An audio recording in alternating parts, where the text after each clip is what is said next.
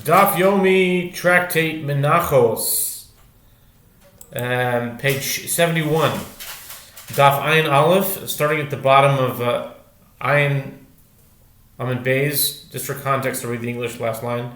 The Gemara answers, rather, if a dispute was stated in this matter, it was stated with regard to the latter clause of the Mishnah, which teaches if these grains took root prior to the Omer offering, the Omer permits their consumption.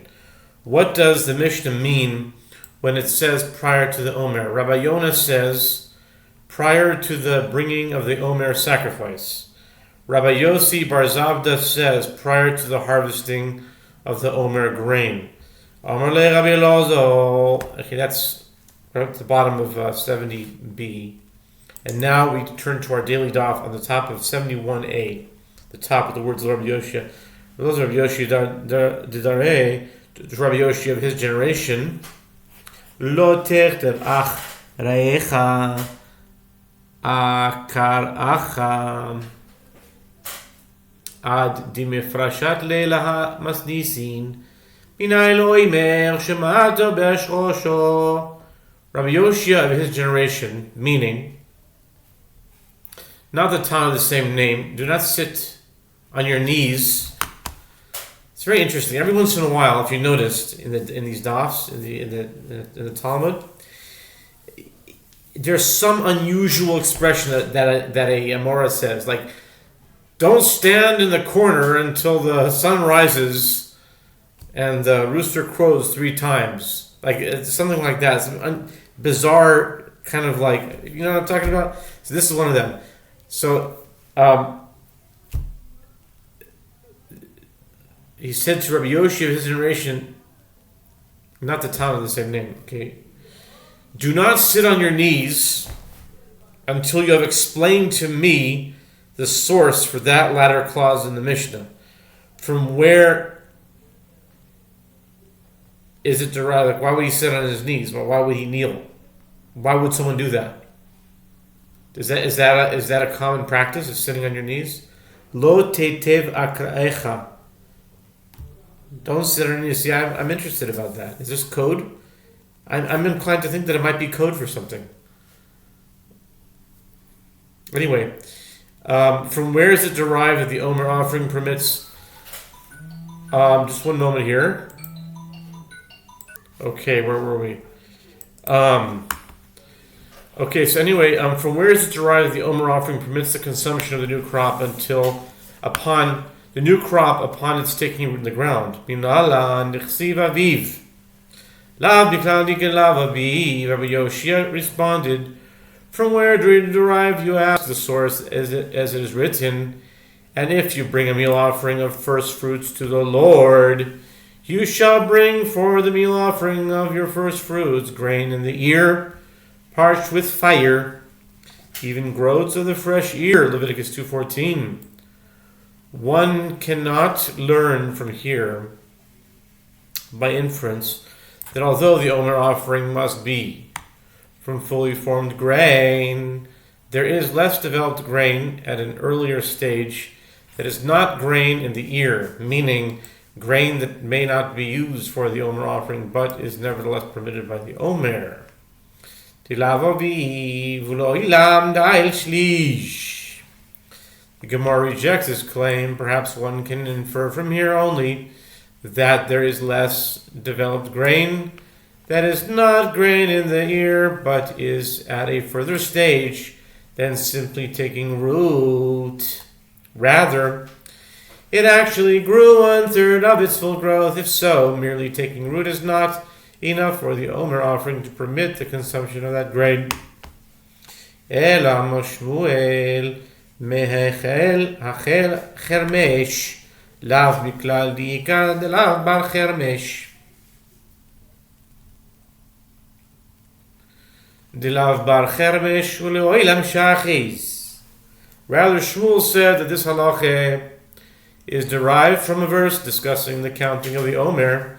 7 weeks you shall number for you from the time the sickle is first put to the standing grain.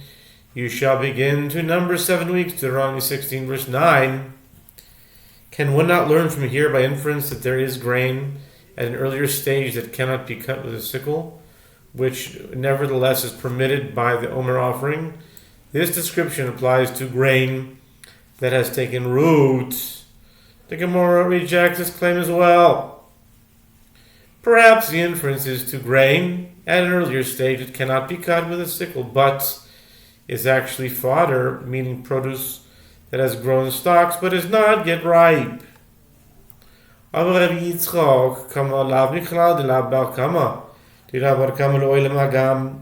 said, one can derive that grain that has taken root is permitted by the Omer offering from the term the standing grain. Deuteronomy 16:9. Can one not learn from here by inference that there is grain that is too soft and unable to stand, which may not be used for the Omer offering and yet is permitted by the Omer? The Gemara rejects this claim as well. Perhaps the inference is to grain that is unable to stand, but is actually soft grain like that of a marsh. It has grown somewhat, but is still soft enough that it bends rather than stands. Ela omerove asher tizra mishas zrio omlerove yihachi avagam delo ishlish nami amales sudini vasodik chsiv. Rather, Rava said that the source of the halacha is the verse and the feast of harvest, the first fruits of your labors, which you sow in the field, Exodus 23:16. This verse is referring to grain from the time of sowing, meaning from when the grain takes root. Rav Papa said to Rove, if so, even though the grain had not taken root, it should be permitted by the Omer offering. The verse mentions grain at the time of sowing, but it does not indicate that it is necessary for that grain to have taken root in order to be permitted by the Omer. Rabbi said to Rav Papa in reply, wise one, Sudani, it is written in the field, which indicates that the verse is referring to freshly sown produce that has become part of the field and has taken root. Okay, and now for the Mishnah. New Mishnah.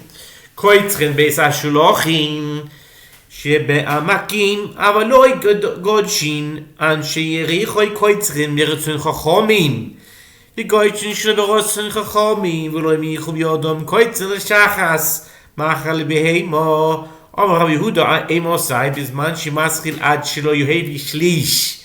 Rabbi Shimon Oimer yikchel yachil am shevin shlish. The Mishnah says, even before the Omer offering is brought, one may reap a crop that grows in an irrigated field in the valleys, but one may not arrange the reap stalks in a pile.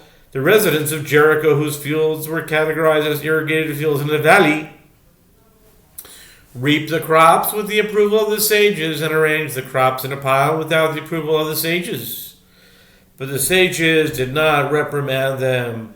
One may reap crops in any field for fodder and feed it to an animal. Rabbi Yehuda said, when may one do so? At a time when he begins reaping before the crop reaches 1/3 of its potential growth. Rabbi Shimon says, one may reap and feed the crops to animals even after they've reached 1/3 of their potential growth. V'koitzrein mipnei netiyos, mipnei beis ha'evel, mipnei bitul beis hamidrash, lo yaseh ha'isden krichois, aber menichen tzivosim. And one may reap crops prior to the Omer due to potential damage to saplings growing alongside the crops, and due to the place of mourning, meaning to create room for those consoling mourners who would bless them upon their return from the cemetery, and due to the need to create room for students to study, as failure to do so would lead to dereliction of Torah study in the study hall. After reaping the crops, for any of these reasons, one may not fashion them into sheaves, but he leaves them unbound. Mitzvah sa'omer lavo min hakama lo matzah yavi min hamoim mitzvah soy lavo min halach lo imotzo yavi yavish mitzvah soliktzor balaylo niktzar bayoim kosher v'doiches haShabbos. The mitzvah of the omer is for the barley to come from standing grain. If one did not find the standing grain, he brings from sheaves. Its mitzvah is for it to come from fresh, moist grain. If one did not find moist grain, he brings from dry grain. Its mitzvah is for one to reap the grain at night, but if it was reaped during the day, it is fit. And reaping the grain for the Omer overrides Shabbat. That's the Mishnah, and now the Gemara.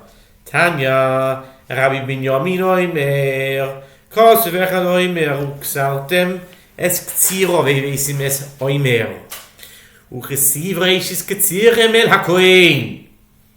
With regard to the ruling of the Mishnah that one may reap a crop that grows in an irrigated field in the valleys, the Gemara cites that which is taught in a Braita.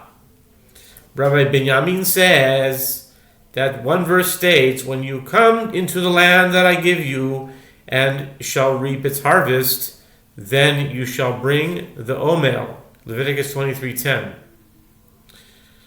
This verse indicates that one may reap his grain before bringing the Omer offering. But it is also written in the continuation of the same verse, of the first fruits of your harvest to the priest, from which it may be inferred that the Omer is brought from the first reaped grain. Okay, tzad. Bimakom shata mevi ata koitzer. Bimakom shata mevi ata koitzer. How can these texts be reconciled with regard to a place from which you bring the Omer grain for the sacrifice, meaning from a field that is saturated with rainwater? You may not reap there. But with regard to a place from which you may not bring the Omer grain, an irrigated field you may reap there. Ema mimin she'ata mevi ata koitzer mimi she'ata mevi ata koitzer ahu lo matzis amrit mid Rabbi Yochanan. The Gemara questions this resolution.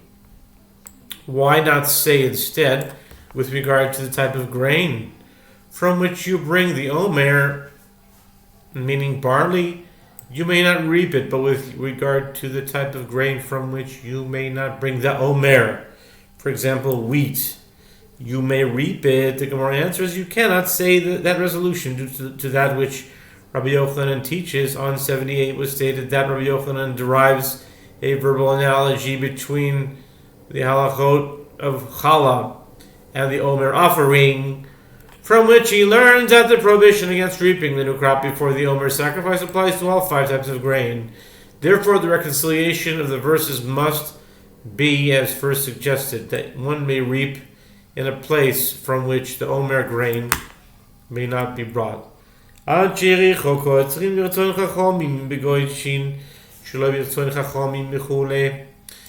shamas le damar michu velo michu Rabbi Yehuda. The Mishnah teaches the residents of Jericho, whose fields were irrigated fields in a valley, reaped their crops with the approval of the sages and arranged the crops in a pile without the approval of the sages. But the sages did not reprimand them. The Gemara asks, whom did you hear who said the sages reprimanded them, or they did not reprimand him? In other words, how do you know? Who? In other words, who is the Tana who, in the context of the customs of the residents of Jericho, addresses whether or not the sages actually reprimanded them, as opposed to whether or not their actions were in accordance with the sages' will? The Gemara states, it was Rabbi Yehuda. They saw Rabbi Yehuda Getziradan Shericho Yotzei Chachamim Habai. V'Yotanya Shish Dvarim Asu Yan Shericho Yishlosh B'Rotzei Chachamim. Upon identifying the Tana of the Mishnah, The Gemara asks, and does Rabbi Yehuda really hold that the reaping of the residents of Jericho was performed with the approval of the sages? But isn't it taught in Bright in Tosefta Pesachim 3:15? The people of Jericho performed 6 actions, 3 with the approval of the sages, and 3 without the approval of the sages.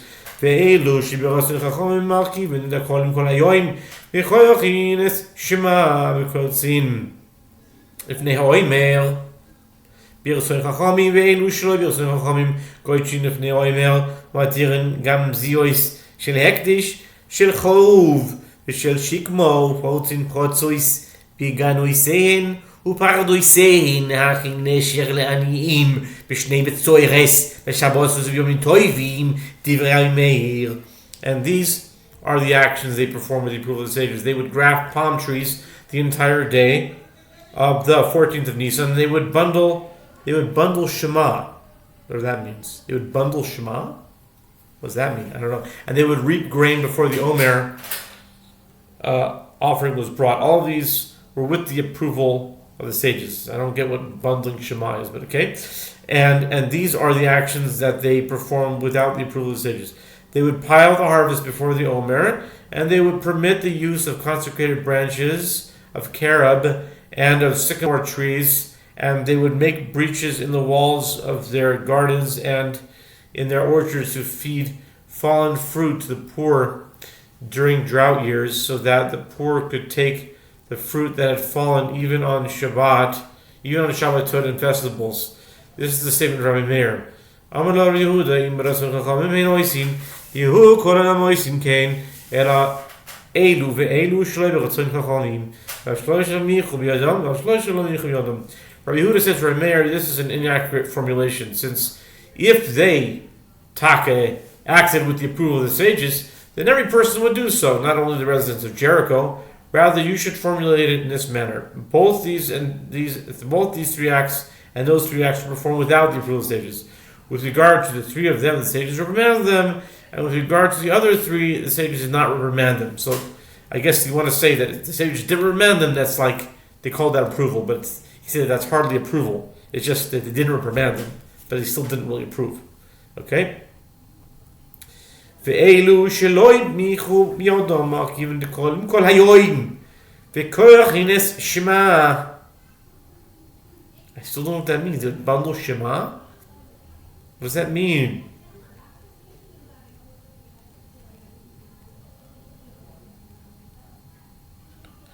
וכוח הינס שמה. They would reap and pile grain before the Omer offering was brought, and these are the actions they performed for which the sages reprimanded them.